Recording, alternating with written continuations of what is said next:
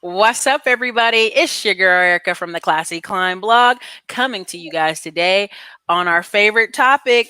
You know it, Baltimore. A lot of you in the comment section have been hitting me up from this area, so I keep bringing y'all what you've requested. But listen, if you're new to the channel, you don't know who I am. I'm Erica Williams, author of the Smartphone Millionaire book, How to Invest in People, Businesses, and Real Estate from the palm of your hand. You can grab that on Amazon and listen. 2020 been rough, but you need to just take a deep breath and grab yourself the gratitude journal. Why? Because some of y'all need to recalibrate them energies at your house. All right, folks, make sure you drop your city and state in the chat because we just love getting to know where y'all at. And I would introduce her, but you know, the co-hostess with the mostest. Y'all still commenting on our old Baltimore videos. I'm gonna put them in the community tab this week. Please introduce yourself to the audience. I am Kiera from Charm City Buyers. We are the investors in Baltimore, buying up everything. I was just getting on Erica, like, you keep talking about Baltimore, but you ain't had me on the show in all year, darn near. So you playing. But yes, I'm Kiera from Charm City Buyers. She's one half and sometimes one third, depending on whether or not Michaela's in the room. But yeah, we're trying to see buyers and we're buying up. We have so many deals going on for ourselves right now. And then not to mention NextGen, like we're literally buying up Baltimore. So it's amazing. It's a lot of fun. So we got people in here from Arizona, North Carolina, Michigan is tripping. Yes, I know California.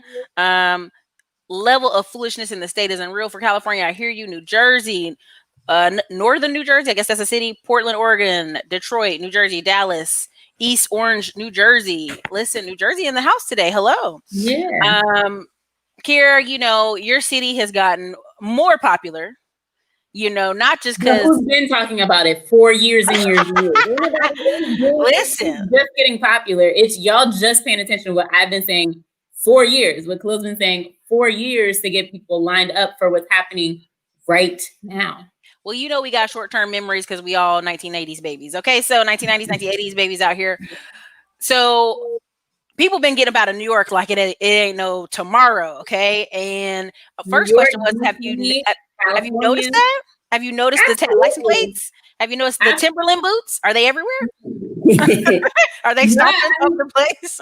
Yeah, I mean, there's between California, DC, and New York, they're all flocking to Baltimore. And they're flocking to Baltimore because of a lot of different things. Number one, obviously, is going to be property values. If you have to be in, you know, at home, and you're like working at home, you're doing these things, you're thinking about, you know, building multiple streams of income. You're thinking about creating a lifestyle that you want because these jobs ain't loyal. Mm-hmm. And so now everyone's like, okay, well, let me make sure that my house, like I'm able to afford and have a whole lifestyle around where I live. And so what's up, Jesse? And so we're able to, so now people are understanding that, okay, I want to buy a house that's more affordable. That's number one. Number two, Baltimore, and we've been saying this forever, right? Baltimore has so many incentives for people to move into the city. And so those incentives are driving folks to not only buy these houses that have these low property values, but also not need to come out of pocket as much to do so. So you're paying less per month. You're not coming out of pocket as much. Interest rates are crazy low. And then you start to get into the culture of Baltimore, right? You have all the foods, the restaurants. There's this really great food blogger in Baltimore, Charm City Table, right? That talks about all these really awesome places to eat. And so Baltimore has this culture that people are really starting to tap into. You have like from $1 million houses to houses for $5,000 and everything in between. And so that's what's driving people into the market from all of these, you know, higher value areas. And then you can take a train ride to get back if you need to go. So it's just a no-brainer. And so it all just came together as we've been saying it would for years. And now folks are trying to tap in, which is why we're having the last maybe 4 or 5 months in a row are the highest selling months in Baltimore since 2010. And so we have all of this data backing up, you know, what's been happening for a while. We've been working towards this place for a really long time, and it's only going to keep going. love it. I love it. So, we got to work on some of the myths we hear out there. Number one, are they selling dollar houses? No, there are no dollar houses in Baltimore. And honestly, I don't think there will be. I don't think they will do a dollar house program. That was a really great Essence article. It's not reality. But I think it was a program in the 80s, right? So in the 80s, that was a program in Baltimore where they did dollar houses. They sold city-owned properties for $1. But fast forward, they were also giving loans for rehab, right? And helping and coaching people through the process. Baltimore doesn't have the capital or the manpower to be able to manage something like that. But they do have other programs and other ways to get access to properties. But I don't think that they're going to do $1 because it doesn't make sense, especially now. It doesn't make sense. And there's a mixture of city-owned and privately owned properties in Baltimore. So they don't even have control of the properties that they really want to get rid of, to be honest. So another thing I've been seeing in the last video we did, I don't know, I think we were riding around the car with you guys. People were like, 15,000. What's that? Where that at? Who that is? And I said, listen, y'all are getting a lot of comments about that, but I'll ask here again, what are some of the prices of the shells that you're seeing out there? Yeah, so you can still find shells. You can still find shells that are cheap. I always tell our NextGen, our mentees, like, don't go crazy with these auction houses, right? So people always want to look up $5,000 houses in Baltimore and they get routed to these auction houses and then they buy a headache. You don't want to buy a headache. You want to invest in yourself and your future and your cash flow. And so what we do with NextGen is like, okay, you have to understand where you're looking, but can you find $5,000 houses? Absolutely. Can you find 15? Yes. Can you find $35,000 shells? Definitely. The question shouldn't be how much am I buying the property for? The question should be how much is my renovation and what is the value of this property going to be once that renovation is completed? So part of the issue with people coming into Baltimore is because their mind is like set on the wrong thing. Oh, I'm going to buy a cheap house. But you forget that you have to do a huge renovation to that house. And then you figure out that you bought wrong and you bought in the wrong neighborhood and you didn't know all these pieces of the renovation were going to pop up. So can you buy a $15,000 house? Definitely. Should you? Possibly not. It really depends on your goals and what you're looking to do and accomplish, and make sure that you understand Baltimore. And a lot of folks don't get Baltimore. And that's like really what we've been spending a lot of time on doing, is making sure people know and understand how to find success here and not just come in and buy a shell, fumble through it. Now you're getting letters from the city, people fining you all over the place. You can't pay your taxes, your water bill high, but the water's not plugged up, not even hooked up. Like come in and find success here, get the right deals, get the right process, and then, run from there. So that's one of the things that people have been saying that we brought on from other channels, from other Baltimore areas, is that there's a lot of predatory liens sometimes. And if you don't buy right, or you're not educating yourself on what's going on, you can find yourself in a lot of liens because you're not taking care of this abandoned property you just bought for $2. You know what I mean? Yeah, exactly. And people come in and they do, like, it's not even predatory. It's literally just, you need to come in and know what you're doing. And when you come in and know what you're doing, you don't fall into those same traps and pitfalls that a lot of other people do. But yeah, there are tons of environmental fines, tons of different ways that the city is going to incentivize you to do something with the property, because you have to understand the city looks like it does or has because people came in and were buying properties and didn't do anything with them. Right. And so now the city is really focused on, incentivizing people to get it done by, hitting you where it hurts, which is your pocket. Like Khalil's on the transition team for the new mayor in Baltimore for housing and development. And so part of that conversation is like, what do we do with these houses? How do we, to get them developed and get things taken care of the right way. And that's like, it's just part of the process. They're trying to de-incentivize people coming in to buy shells and sit on them. Like a few people are telling folks to do on Instagram, but I'm not going to be bad. I'm gonna be quiet. But yeah, like that's why, we don't want people to do that. We've been there, done that, and saw where it got us. And so now we're really pushing people to come in and do things the right way. Well, a big thing is to please dispel this myth. So I've been getting emails left and right. Everybody at Texas Beacon Real Estate, we thank everybody who's a wholesaler been sending us deals. If you send me something from above Virginia, I'm sending it to somebody like here. I don't want it. I don't know what to do with it. I don't know if it's a great price. Right. I'm just being honest. Two. Is there zip codes in Baltimore? I could just, if I just get the zip code in here, girl, and you let me know what zip code, I won't even need to bother you. Just DM me the zip code. We don't do zip codes around here. We don't do zip codes in my hood because the zip codes, there are however many zip codes, but there are 278 neighborhoods, right? Mm-hmm. And in those neighborhoods have how many again? 278. Okay.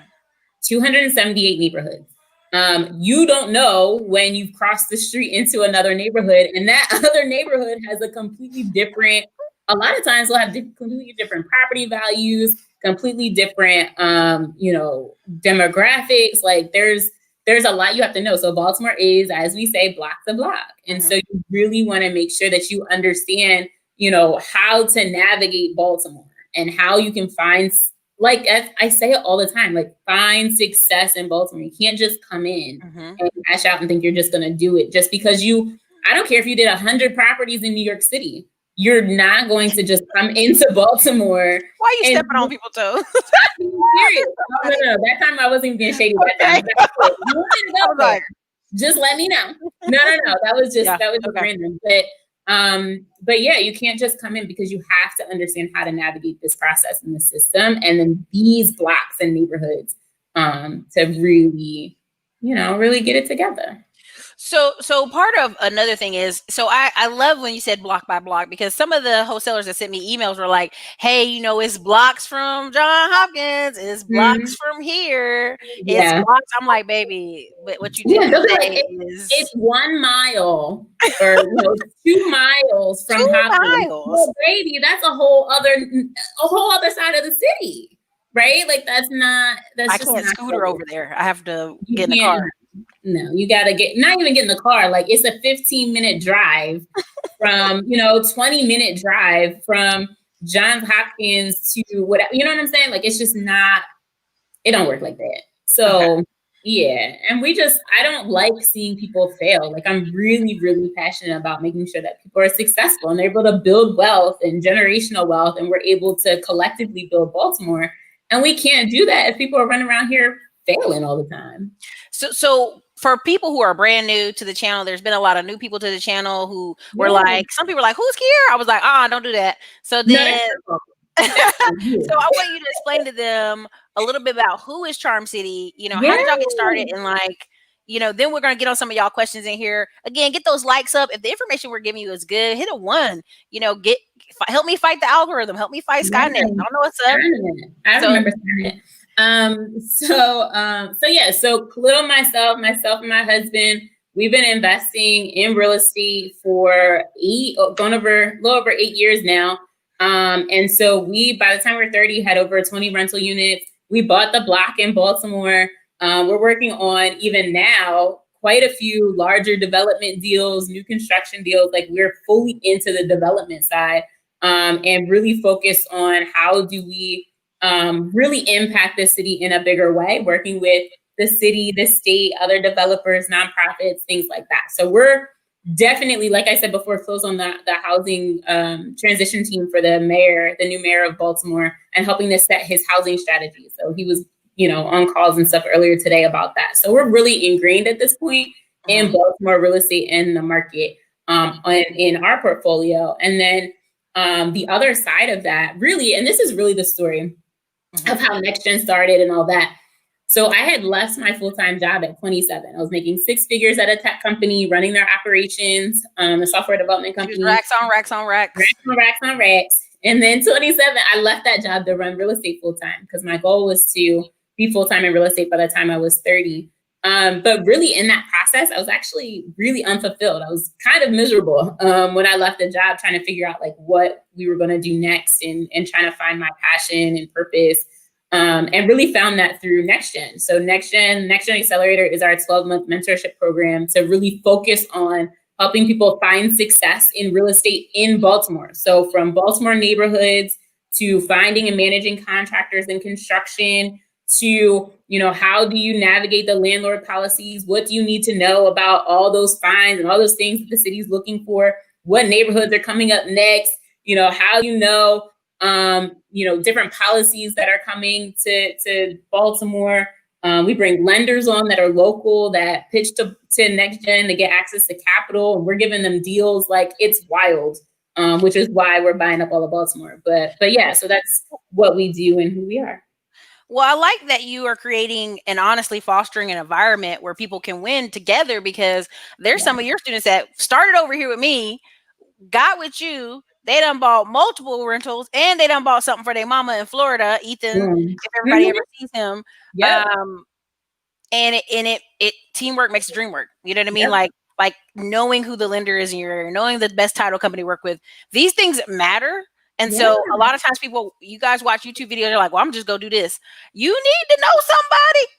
and really, and I'm not even being shady, because I know someone was like, oh, she came in here hot. I promise it's gonna be good. I'm not even being shady. I was trying to ignore it. I was talking to Erica before we got on here, but to be honest, like, it's not even just get with anybody, right? You got to make sure you're with the right people who have the right like purpose for why they're trying to work with you, number one. But number two, they got to really understand and know Baltimore. Like, doing 2 or 3 deals here or there does not make anyone an expert. Like, you really want to make sure that folks know what they're doing and are part of the infrastructure of Baltimore to really help you, find success. So yeah, exactly. We're rebuilding Baltimore. Like, our goals, like with NextGen, are wild. And what we're doing with them is wild. As far as really our goal right now, I haven't started to share this widely with folks because we're really doing kind of this whole thing going into 2021. But our goal with NextGen is that we are developing 15% of the vacants period in Baltimore. And so that number is 16,000. So 2,400 houses are going to be done by NextGen in the next 3 to 5 years. So not only individually, but also collaboratively. So what we're building is really like creating the community, the network, through providing the resources, the guidance, and the tools that folks need to be able to not only build wealth and, really do that for themselves, but build Baltimore and make sure that Baltimore wins and we have a say in what this city continues to look like, whether we participate or not, because they're going to come in from New York and DC and all these other places, like you said, Erica. But we should have some ownership and some say in what that looks like. And so we're buying back the block, period. Well, what's funny is I have several people who are like, oh yeah, I'm getting ready to start this investment. We're going to go to Baltimore and buy up 100 lists and that. And I'm like, wait. Who you know there? And then they name somebody I ain't never heard of. I was like, I don't know if you want to do that, baby. I don't know if you want to go do that. You might want to call these people, right? So sometimes I see people wanting to go somewhere, but you gotta know the landscape. That's like me coming to Austin, Texas, time I'm gonna buy a bunch of stuff. We done got expensive here. You can go to Round Rock, you can go to Hutto, might not go to Austin. Yeah. So you guys drop your questions in here. I'm gonna start answering some of them. Bought my first house in Laurel, Maryland. Nice. I think I said that right. I've always liked Charm City since college. They did dollar houses here in Michigan, but they were foreclosures at the auction. Folks wasn't paying taxes on them properties. Right. Christopher Catchins always coming here cutting up, but I'm gonna read it. How can I feel safe living in Baltimore as a non-white woman? How can I feel safe living in Baltimore as a non-white woman? He's a man. He just coming here messing with us. But I'm saying, like, a non-white woman, you gonna fit right in. Just go ahead and walk around. I mean. That's right. He's like, is the hood right next to the burbs? Yeah. Yeah. I mean, there were. So if you think about the video that we did, Erica, when we were driving around Baltimore, within maybe a block and a half of that are homes that are selling for $400,000. Yeah. I was like, show me where the gunshots at. Show me the shells on the ground. And then I was like, oh, I'm joking. Please take me back. I mean, like every city, you're gonna have like your areas that need more support than others, and some areas that are more developed than others. I ain't never had no beef. I ain't never had no issues in Baltimore. She's like, I ain't shot nobody, but you know.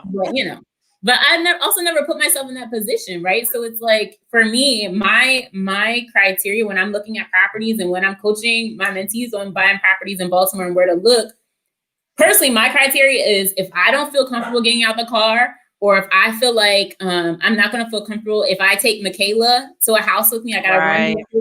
Don't feel comfortable getting out of the car. That's not a property for me. Right. That's literally how I make that decision is, do I feel comfortable getting out of the car without Khalil? Yes or no? And that makes my decision. Right. Listen, she used to run track, y'all. She could take off, but you know, you got to carry Michaela on your back. That's Division 1. K Coaching is from Baltimore. She said my uncle bought 3 townhouses in Baltimore, $15K. Happy holidays. Please come to New York. I can't want to do it. Nora Slater said, how much the right deal cost on average? Depends on what's right for you, right? Like, we have people in NextGen who are buying houses, shells for $175,000. Now they're going to put $150 into it and sell it for $450. But, you know, so it just really depends on your goals. And like everything for me, and the way we coach it and the way we talk about it in NextGen is really focus on your goals. What is it that you're trying to do and accomplish? And then how do you create an action plan to make that happen? So for the person who bought $150,000 shell, she had the cash because she bought it all cash. And she wanted to get a huge return. She wanted to make $100 and some thousand on her flip. And so she went to a neighborhood to do that and paid the dollars to make it happen. So it really depends on your goals and what you're looking to do and accomplish. Are you flipping? Are you doing a rental? Are you buying cash? You need a loan? You know, how much renovation are you comfortable doing? All that kind of stuff matters. Are you going to look for a Section 8 tenant? Do you want a market rate tenant? Do you want to rent to traveling nurses? Like, all those things are going to help back into the right deal, the right neighborhood, the right situation to fit for you. So somebody broke it down to me the other day. They're from California and they're like, Erica, you're complaining about this price, but you have to understand $400,000 in California could be a trash knockdown, and I still have to put money into it. Right. But then I'll come here, spend $100, put $150 in. I still got out of the deal way better, right? And a higher price point than per se a Cleveland, a Detroit, a Ohio, a Indiana, right? So I always tell people, look at it from the perspective of people who are coming from other states that are more expensive. Total different mindset, right? Yeah, absolutely. One said Baltimore City find you heavy. Tam said it hurts the community when y'all buying and sitting. Yes, I believe that. Exactly. Absolutely. Phil and I did a whole video on our YouTube about that. You can't do that. Philadelphia's in the building. Hello. In my market, it's block by block, not zip code. Cosmic Wisdom, where your market at? VA Beach, how you doing? She cutting into folks. Sorry, said she cute though. Respectfully, her husband said thank you, probably. Yes, respectfully, my husband's in the next room over. Khalil, what it do? Okay, so anyway, Stockton, California, Modesto, California. Hopkins already got some of those vacants around them. Hey, why Hopkins, not? Absolutely. Hopkins, they're starting to develop them more and starting to get some things done. But Hopkins is one of the largest property owners in Baltimore. Absolutely. Don't forget the third member of Charm City Buyers. You already know, Michaela. She'd be shaking her braids. I'd be like, oh, what's this picture they posting today? Macon, Georgia. Can a person with disability income start a hobby rental property? What do you mean by hobby rental? Just flesh that sentence out, Tony Parks. Yeah. Nora Sater said, impressive resume. Big up to the new mayor. Wish you both success. Yeah, thank you. Tony Parks, they said, look at the grants, hub zones, opportunity zones. Yeah, hub zones are dope for if you're doing government contracting. Hub zones is a really great program, and it pushes if you're in an area that has a lot of like government contracting companies and hub zones certified companies. They usually incentivize people to live in hub zones. If you have a property in a hub zone, you can market it to those types of companies to make sure that their employees live in hub zones. And then opportunity zones You already know we talk about that all the time, but just make sure you have a qualified opportunity zone fund. Don't think just because you have a property in an opportunity zone that you're going to get the tax incentives. Doesn't work like that. It's a whole process. Every city has a 10-year plan. Look at it. Aisha Berry said Brooklyn, New York, Flatbush, Crown Heights. Okay, all right. What's up? San Antonio, Texas in the building. Now that's a gem right there. Charm City gave. Keep an eye on local policies. They give you an indication where the money is going to for a given area. Absolutely. Tia Griffin said, can you share more of the development process? The development process. I mean, so what we do, kind of where we are right now, is a lot more working with the city and the state. So you get into less. So right now, most people are probably thinking about like hard money lenders or even like FHA or 203K. Where you're in development, a lot of times your capital stack, where you're getting the funds from, varies a bit more. So being able to work with grants, work with funds that the city or the state has, tax credits, all of those types of things to create your financial capital stack. You might have some folks that are getting equity. And then in addition to that, it's like really building, right? So we have some new construction projects we're working on right now. So it's a more, it's a longer tail process because you're really building out all the pieces and you're working outside of just, let me buy this house, renovate it and sell it. And all the numbers kind of lay out very clean versus development where you're pulling from all of these different places. Like we talk about in NextGen, like OPM is cool, right? When you think about seller financing, you think about all of these different ways, but free money is bomb, right? So when you talk about tax credits and you talk about some of these funds that are out there, when you talk about grants and things like that, it's a whole other ballgame. And usually that has more space in the development world than when we're looking at property at a time. Didn't you guys have somebody that called you and there was like a car flew into their house and they didn't have insurance or something? Yes, we did. That was why I think that might be when I stopped taking consult calls. Because I was like, you know what? Y'all out here trying to make me solve world hunger. But yes, she had a property and didn't have insurance on it because it was vacant. And a lot of people do that. If you have a vacant property, you should have vacant building insurance. Pay for that. She had a whole car in her basement with no insurance. What you do is get the insurance, don't say nothing. Yeah. And then get the policy, be like, there's a car there. There's a car there. I don't know where that came from. I don't know where that came from. No, we do not subscribe to insurance fraud. But I will say, CYA, consult your attorney, consult your accountant. We did not tell you that. Consult somebody. And this is, again, why people are kind of like, they're like, oh, I'm going to buy a house and have no clue. Just not a single clue. And I'm like, come on, do it the right way. When you do it the right way and like you're able to skip those headaches and like that learning the hard way all the time, we don't have to learn the hard way all the time. Like sometimes, people need to learn, sometimes people need to learn the hard way to really get everyone. But all the time, like, do you really, like, I've been through the process of, having the terrible contractors or buying a deal that wasn't good. Like we started investing at 22 and 23. Like we didn't know what we were doing when we started. Everyone doesn't have to have that headache. Like you don't have to write that check to, cover your own butt because you didn't know what you're doing. Like if you're able to tap in to the fact that someone else's hindsight is 2020, you can streamline that entire process. And like that's really what NextGen is all about. Because I promise you, somebody just tried to tell me, yeah, you could just go buy this shell in Baltimore, Erica. Here you go. I'm like, boo boo, no. Don't do that. I know people. Don't do that. Don't do that. Don't do that. And this is what fires me up about that particularly. I'm not going to go off, but I'm just going to tell you, this is what fires me up about that. Literally, when people buy shells to sit on them in Baltimore, it's because they know there are people like me that are willing to do the work, right? To raise that property value. That's like you are working against me. So now I have a personal issue because now you're messing with my money too, right? You're messing with my community. And so when people just buy shells and sit on it, they're hurting everyone, the community, themselves, because they usually are going to get jammed up anyway with taxes. The city's going to take the property back anyway through receivership. And you're making it harder for people like me and the people in NextGen who are trying to do the right thing and develop these properties and and continue to push Baltimore forward. So we don't want none of that. Look, let me tell you, I had a property in Cleveland and Detroit. I thought these things would be quick done. Quick done. No. It took me a whole year to get one of my properties in Cleveland done right, and it's finally done like the week of Christmas. And there's a lot you guys have to learn when you're dealing with contractors, you're dealing with people. I got a lawsuit out of something in Oklahoma City right now. When I get my money, I'm gonna act like next year I'm gonna be like, but anyway, that's another story for another day.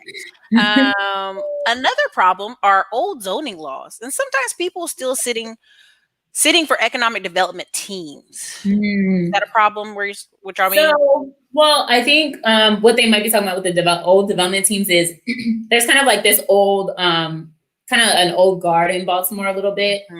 What I do respect about the new administration coming into Baltimore is that they are really looking and engaging with the young blood, which is why, Khalil's on the team and all that good stuff. So I really respect that. As far as zoning, they've done a lot of updating over the last couple of years. So I'm not sure if there's something specific you're talking about there, but they've revamped a lot of how they manage zoning, how they look at and manage even rentals in their process to be able to be certified and all that good stuff in Baltimore. So definitely make sure you're up to date on that, because they're actually changing things up a lot and pretty often. Would it be beneficial to join the Chamber of Commerce? If you have a business, yeah. If you have a business, joining the Chamber of Commerce will help you with networking and understanding what's going on in the city.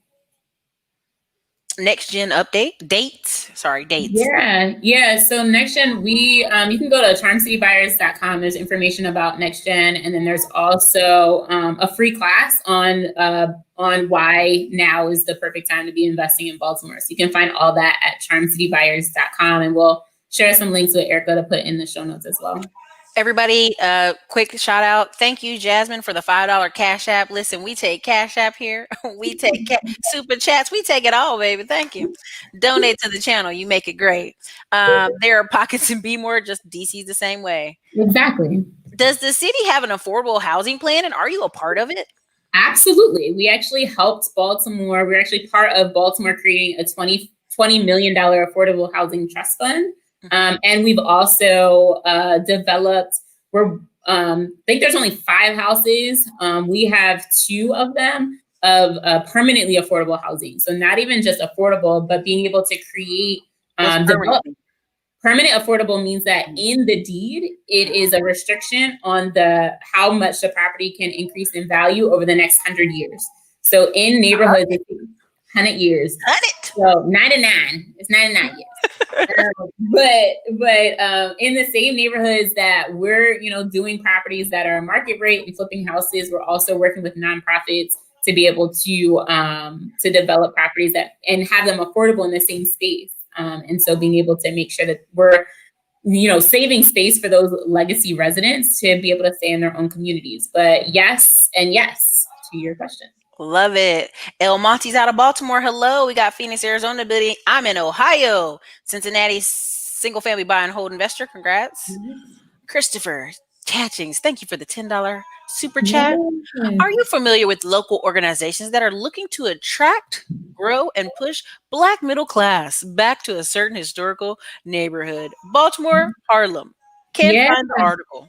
Yeah, so there's actually a lot of not only organizations, but just movements doing something like that. So I don't know if you're speaking about a specific article, but I will tell you that there was a few different neighborhoods talked about for like the Black young professionals, right? And where folks are going. And so for a while, that conversation was Reservoir Hill. But that market blew up. And that's actually one of the areas where you can buy $150,000, $200,000 shell. So that neighborhood's a lot more affordable. I mean, a lot less affordable now. But there are definitely neighborhoods in Baltimore that you're seeing the young professionals move into. There's a few of them all over the city. So even like your what neighborhood is it? You'll have to like DM me and I'll share. I can't think of it right now, but that's like all those neighborhoods, like not only like what's happening from like a 10-year plan perspective, or what we're hearing, as part of our developmental meetings, or all those types of things. But also, what's the conversation? Like, where's the culture pushing people, so that you can be part of that conversation as well, is super important. So we do all that consistently in NextGen for sure. Just to try to help you out, off the top of your head. Yeah. All I did is type up Inner Harbor, downtown, Fells Point, Hampton. Girl, you gonna go through all 278 of that? Middle East, Lexington Street, Baltimore. I'm just saying, I was just like Curtis Bay, Charles Village. Wait, stop saying neighborhoods so I can remember. Khalil, do you know what I'm talking about? What's the neighborhood that everyone's moving into right now down there by the hospital in South Baltimore? I forget it all the time. Where Kevin Plank had his stuff. Holland's Market is the neighborhood. Oh, there it is. Holland's Market. See, if you let me go two more. What about Highland Town? What about Sandtown, Winchester, Baltimore? That's not going to be it. I'm just telling you, the pictures is not it either. I'm not going to say Sandtown is definitely like, it's, you're starting to hear it more often, but Sandtown is not there yet. Can you see the picture I'm looking at? Yes, I can. Okay. But that you see the horse and buggy right there? Yeah. That's like a Baltimore staple. There's folks that like ride around and they sell fruit and stuff. It's like Black Baltimore Cowboys in the middle of the city. So. I love that. That's nice. Yeah. So yeah, it just ain't there yet, but it's next. Maybe next. That's all. It might not be next. It might be a couple down the road, but it's there. It's there. It's there. Yeah, listen, y'all. I learn something new every time I talk to her. I'll be like, "Look at this. What's this? Where's this place? What's this place?" Anyway, okay. Yeah, Holland's Market was the neighborhood I was thinking of, where it was like, like Black lawyers and doctors, and, business owners. It's really so dope. It's the up and coming next. Mm-hmm. Okay. There's several. Yep. Are you all doing any syndications within NextGen? But no one knows that yet. So, secret. Mm-hmm. Vacant building, builder's risk, insurance period is a lifesaver. Honey, let me tell you, Kira, let me just give you a little tidbit. Insurance, our lawyers found in the insurance policy, I was paying $15,000 a month for a particular type of insurance. Come to find out, there's a piece in there that says you can have, if you lose profits over the year, they got to break you off some money because, you've invested in insurance. Exactly. Honey, when they told me that, I'm like, shake it. There's benefits to insurance that people overlook. And I know we always think it's a racket, but it's not. Like, there's a lot of businesses being covered this year. Payouts from insurance. Absolutely. We always we talk about insurance quite a bit in NextGen. And one of the things that we talk about is loss of business income as part of your policy. This can be a game changer.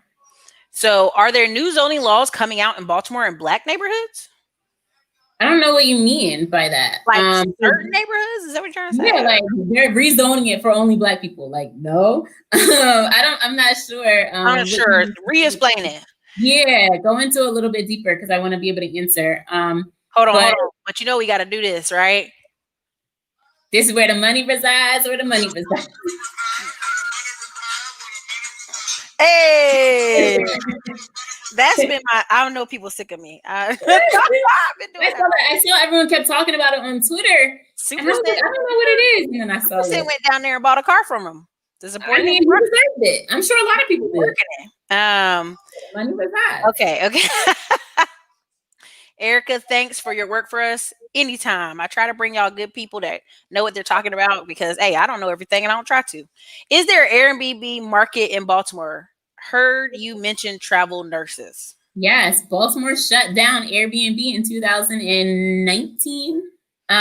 So they don't want to, their rules around Airbnb is if you have, if you're renting short-term rental, which they define as renting to someone for less than 90 days, then you need to live in that property as your primary residence.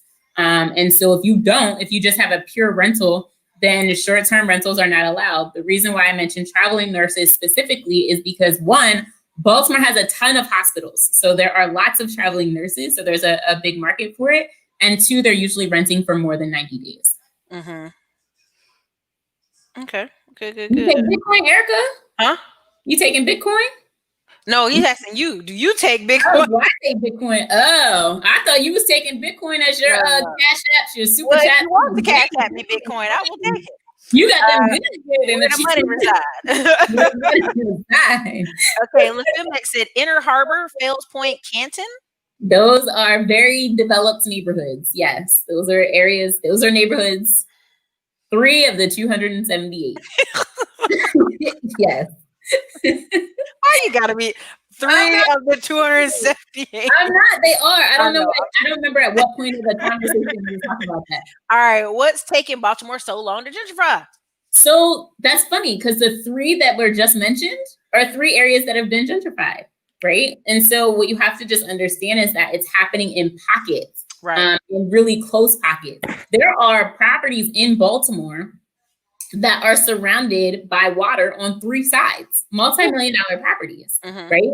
So you have to know and understand that there's differences. There's a lot of different neighborhoods in Baltimore, 278 of them. And so some have been, some are further along in the process than others. And so Baltimore's not a monolith at all. Here's what I want to know. How do I come in and buy? There's 4 vacants in a row. I don't know how many row houses are on one block. What's on how many? It does depend, Like but maybe 7, like 6. It depends on how many. Okay. Let's say a short block. Let's say a tiny block. Short block might have like 8. Okay, so I want to buy all 8. Is there somewhere I can petition? Is there somebody I talk to? What if the city own it? What do we do here? Yeah, so it depends on who owns it. So because everyone thinks that the city owns all the vacants and they don't. So if the city owns it, then yes, you can do an unsolicited proposal for those properties to the city if the city doesn't have it listed to purchase from them through vacancy to value or some other program. You can do an unsolicited proposal. When you do an unsolicited proposal, they will then do an RFP and basically tell everyone, hey, we have a proposal for these properties. Does anyone else want to bid? From there, they will go through the process of approving you to purchase if no one else overbids you or whatever. And so you need to come correct, right? They're going to want to know and understand your experience.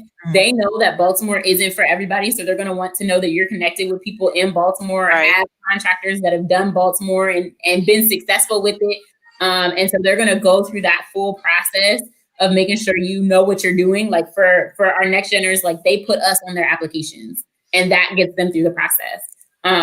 But so yeah, that's going to be your process. You're going to reach out to the city, go through the RFP, and then if you get awarded the property, you go and do the properties. But they are going to have an expectation for how long it's going to take you to get through. And so, doing a house in Cleveland, it took you a year. Well, buying a property from Baltimore, they want you to be done in a year. Otherwise, they might start putting you in that process for a receivership and take the houses back. But if I have 8 of them, do they give me like a 2-year? Would they give me a little leniency? What they gonna do? So they might be if you're making progress. If you're not making progress, they're gonna be on that behind. So you need to be making progress. But the challenge is in Baltimore is that they're not all city owned. And so you'll have them onesie twosies owned by different people, a state issue here and squatters there, whatever it is. And so you have to go through that whole process individually for all 8, which makes the process a little bit more challenging. Well, the reason I brought that up and asked that, and it's because I was in Cleveland getting ready for auction. Get something in auction. A private investor came in, placed a bid, told the city, we're going to buy up everything. And the city took it. And so there was no Cleveland auction. And I have a feeling that's going to be next year in a bunch of different cities. That's going to be the all year long next year, 2021. So I want to know, as a person who's like, yeah, what if I get a gang of people? Can we bid unsolicited like these people did? Not at an auction time, but just unsolicited. Potentially, but you have to know Baltimore. You have to prove that you know and understand Baltimore in like a way that most other cities probably aren't going to force you to prove. Beyond that, some of the depending on where you're going to get the properties, they won't allow you to do stuff like that. And so what we're seeing now is that rather than people trying to get around the process and, you know, take things out of auction, they're just overbidding. And they're just, you know, we're just going to outpay you for these properties because we have big money and are willing to decrease our margins. That's what we're seeing in Baltimore now. Okay. Mm-hmm. All right, you guys, we got her here for about another 15 minutes. You know, her family got to eat dinner. She ain't playing with y'all. So come in here with your questions. Are there any veteran housing programs? Yeah, absolutely. There's all the programs you can think of. We got Sandtown's on the come up. Yep, I said that. Somebody said, "Shut up." Sandtown's on the come up. I don't have to show it. It's in the development process. The conversations are happening in Sandtown. There's especially with like affordable housing, some of the nonprofit developers, all that good stuff. Yeah, I mean, because a lot of what I'm hearing, unfortunately, in different places on YouTube is like, oh, I'm gonna just buy something and sit on it for 5 years and do a little bit here, a little bit. I'm like, no, you can't do it, because by the time you put something in there and you keep waiting and it's weather exposed, then you wasting money and time and energy, and it don't work like that. Get you up out of here, like. This isn't Macon, Georgia, where you can buy a house and just let it sit in the backyard forever. Mm-hmm. This is not Baltimore of 10, 15 years ago. They will get you up out of here swift and quickly. The community associations aren't playing. City council's not playing. The other investors who are doing the work will snitch and get you up out of here. We're not doing that. Nope. Hey, I drove by this house twice in the past 2 months. It ain't nothing happening. But yeah, there's a reason I'm bringing a lot of you guys on. One, we're getting a lot of questions, and two, I'm starting to see that rumbling of Philly and New York. Philly ain't Baltimore. And Baltimore ain't not, but it is a cousin. It's a cousin. Philly's Baltimore's cousin. Y'all gonna come down and think y'all gonna do some things the same way. It ain't gonna work. Okay, so if you're involved in new builds, how do you vet builders? So referrals, number one, of course. But also we have some projects where we're working with national builders. So that's, that's okay. I think Tam meant, and sometimes in Florida, in some Black neighborhoods, zoning gets overlooked, is what she meant. Oh, okay. Yeah. And we'll snitch on them. I'm sorry? We'll snitch on them. We'll snitch on them. Yeah, right.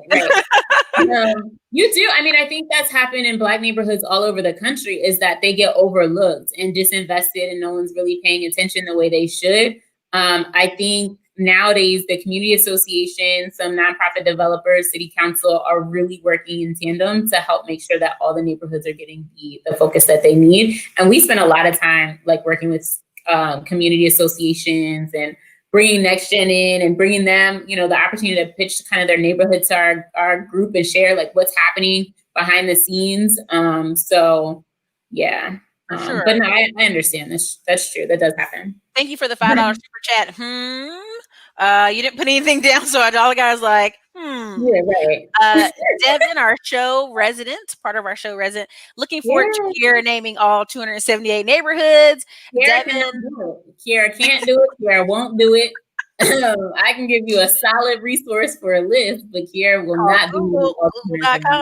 So Devin, I am taking you up on your offer. I will be up in Baltimore and I will be expecting that ride around town. So everybody, Devin, Car Chronicles, we're going to try to kidnap Kiera, but she's fast. She can run. So may not be able to do it. Sir Anthony, just curious, not that we capitalists have to care, but where are the displaced Baltimore residents moving to?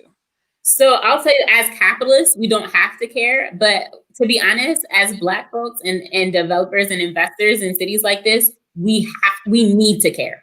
We need to care. And we definitely do. We spend a lot of time on the affordable housing front, working with community associations, coaching our mentees on like how to think up through that process full circle and incorporate legacy residents. But I say all that to say, over the last 10 years, like the Section 8 vouchers and some of the other voucher programs have been pushing folks to the county.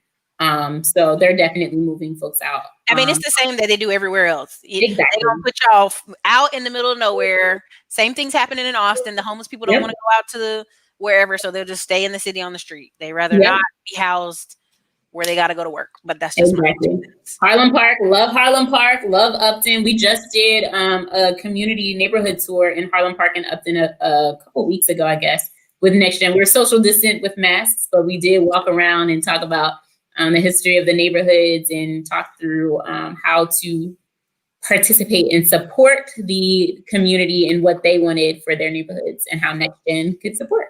So when I come up there, I have to wear a mask, is what you're saying? Yes. They shut down indoor and outdoor restaurants. And where can I get crab legs then? I don't know, sis. You have to eat them at home. You gotta get a takeout. Just be in my hotel room, sad, just eating. Now, I will say, I 3 times been to Baltimore. 2 times, great hotel. Last time, terrible hotel. Leg was itching. I was like, "What is going on?" Oh no, bed buds. I think it was one of the times when last time I went with Dre, and me and Dre are walking down by the harbor, and I was like scared. Some young people kept riding by us on the bicycle. I'm like, "Not today." They weren't worried about you. Dre talking about, "Look, we old. We gonna fight to the death out here." They were not worried about you. Anyway, so I can't remember that hotel, but I'm remember not to go to it. I know that. Okay, so this is Harlem Park again. I just, we ain't gonna make here name all of them, but I just like, looking for the internet pictures. Yeah, Harlem Park's big, beautiful homes. We have a lot of people in NextGen who own a Harlem Park. So these areas, you can find like some multis there, but they're gonna need, gonna need a lot of rehab. Harlem Park space is renamed to honor Black New Yorkers. New York done came down there and bullied y'all. For a real long time. Oh no. When they pushed them out of New York, probably came out of Baltimore. They were like, "What is?" And you have to remember Baltimore's history, right? So Baltimore, like the vibe of Baltimore was very similar to Harlem back in the day when all the celebrities lived here, and we had a lot of musicians that lived in Baltimore and stuff like that. So look at the Icy Man right there. You see that? Love those. Okay, love the old pictures. Okay, sorry.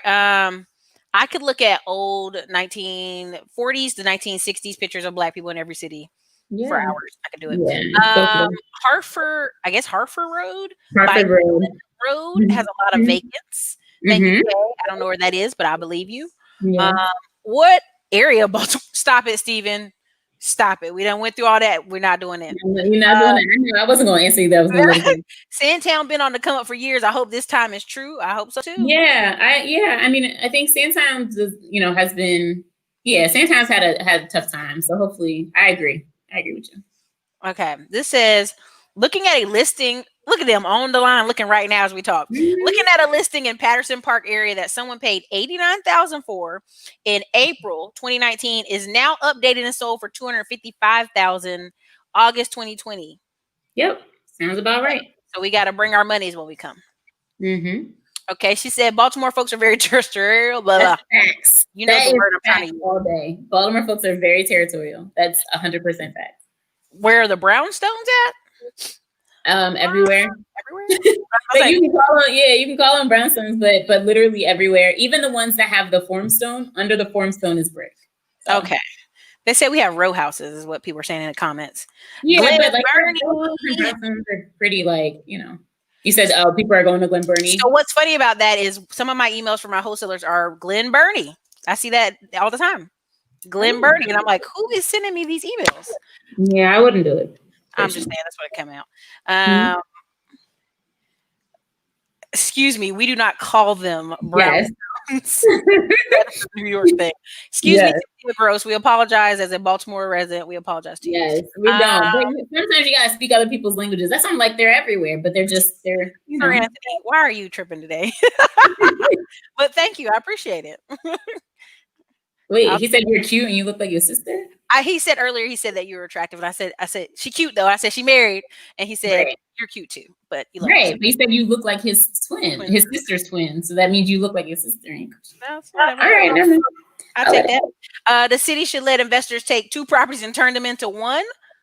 1,000 square feet is too small. With 2K, you can make something special and something big. What is that, the average size? No, it's not. But there are some neighborhoods that are small like that. So it's not that it's average, but there are areas that only have the 1,000 square foot homes, which sell very well, I will say. But are they vertical 1,000? Like they're 2 stories and they're just not deep. They're so narrow. They're narrow and they're not deep. That's small.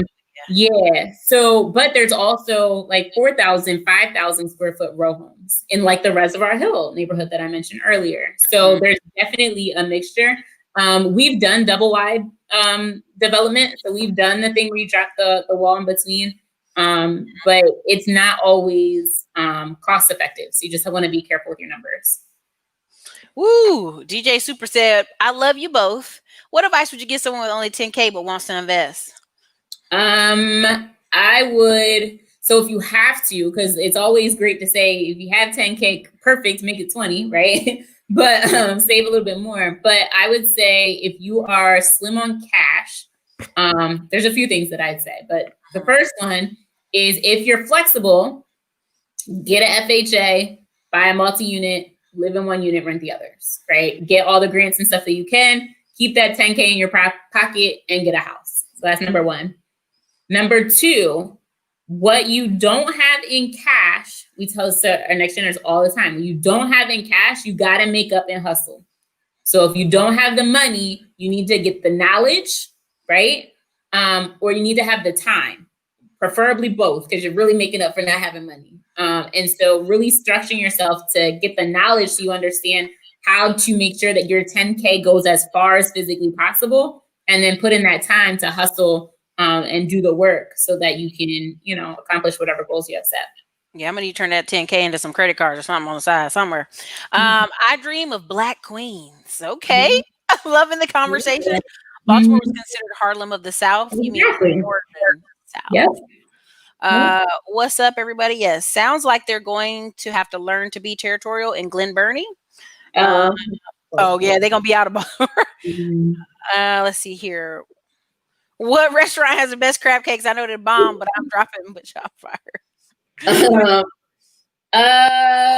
One restaurant. There's a lot of really great restaurants. If you're into food in Baltimore, I would just check out Charm City Table. They're like the best food blogger in Baltimore. We actually did I haven't released it on YouTube, but we did we went out to eat in Baltimore. Went to brunch a couple months ago. It was amazing. But there's a lot of great. I told people y'all were quarantined. I was like, they have children. They're quarantined. We do. We just got back from Mexico, so we're not that quarantined. We done turned up for the last week. They coughing on everybody in Mexico. Anyway, a lot of people like Coco's on Harford Road. Okay.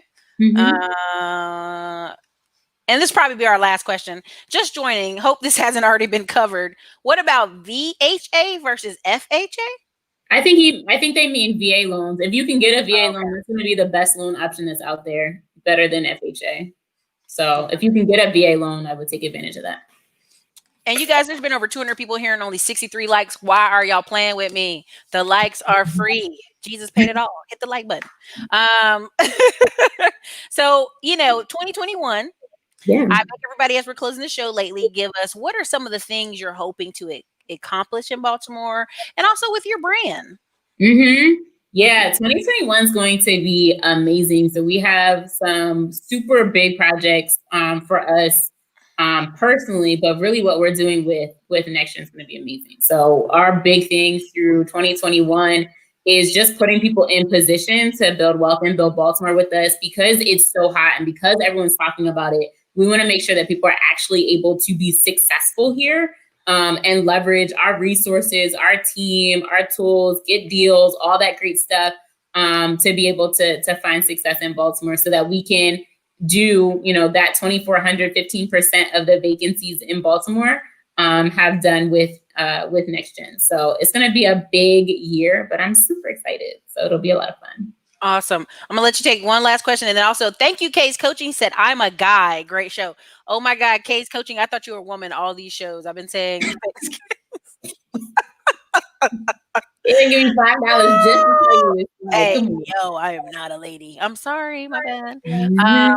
Christopher Ketching, you're the last show of the show, so she can go on about her life. How's Baltimore different than Philly housing market? Yes, in Maryland. It's two different places.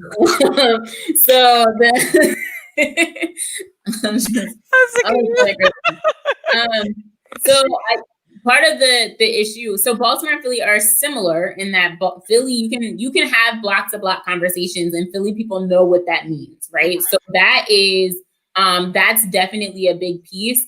But beyond that, Baltimore just has a longer tail to its vacancy rate. It has more challenges when it comes to navigating the market and how to navigate working with this city, like working through the permit process. All that stuff is just different here. And if you don't know, you don't know what you don't know. Right. Right. That's really the beginning and end of it. And in Baltimore, most people don't know nothing. If they're not from here, you've been doing it. So yeah. Someone said, thank you for investing in Baltimore real estate. In the late 1980s, I was delivering human organs to John Hopkins, got lost after driving for blocks past vacant buildings and no street signs. Yes. So she said, thank you. Thank you. Also, they said, thanks for the Be More update. Love two women collaborating. And also, how can they get in contact with you? How can they find Charm City Buyers? Yeah, we're Charm City Buyers everywhere. So Instagram, Twitter, YouTube. We have a YouTube page so you can catch up on a lot of the videos and stuff we have Very out there. good YouTube page. Yes. Almost like someone talked to you or something. Anyway, go ahead. And charmcitybuyers.com. So you can catch us in all of those places. I love it. I love it. So, all right, everybody, thank you for coming on. We'll do an update when I visit Mr. Devin up there. We'll try to do it in person. My city to visit who? Devin? Oh, okay. No, Devin, I think Devin's cool. Devin's the person that was on here when I jumped in real quick before. Yes. I'm not being shady to you, Devin. I'm just being shady because Erica's not my friend anymore. And I thought, well, you're so busy. I just try to get in where I can get in. You know what I mean? You're such a famous person now. I don't know if I can even get up there and see you, you know? So anyway, everybody, this is your girl, Erica from the Classy Climb blog. Make sure you check out Charm City Buyers on Instagram, YouTube, which a lot of people are saying when they Google Baltimore, Charm City Buyers comes up in their search and they love it. So as you should, because you might have told me that now. So. I'm glad. So all right, you guys. But I definitely want Devin to know I'm not picking on him too. Devin, I'm not picking on you, okay? He'll be fine. He'll be fine. All right. All right. You guys have a good night. Yeah.